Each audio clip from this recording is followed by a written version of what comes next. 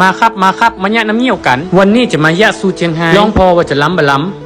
ำขั้นตอนแรกทอกน้ำมันรอให้มันห้อนแล้วก็ลงหอมขาวกลไปกลมาให้มันสาบหลังจากนั้นก็เอาน้ำพริกมาคั่วให้มันหอม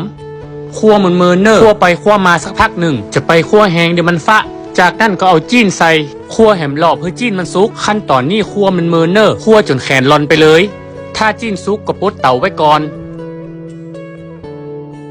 ต่อจากนี้ก็มาเตรียมน้ำต้มใส่หากผักป้อมใส่บะเขือส้มแล้วก็ใส่ดอกนิ้วต้มวางเวงให้มันเดือดแล้วเฮาก็เอาน้ำพริกกระเจ้ามาใส่เลือดไก่เลือดน้ำกับถั่วเน่าบด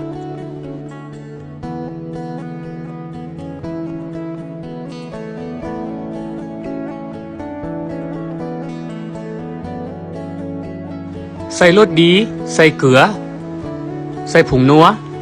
ต้มเดือดทิ้งไว้ประมาณครึ่งชั่วโมงให้จีนมันเปื่อย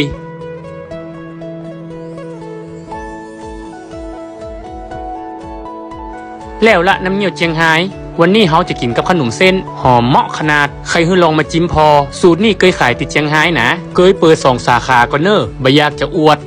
สาขาแรกเจ๊งสาขาที่2ไฟไหม้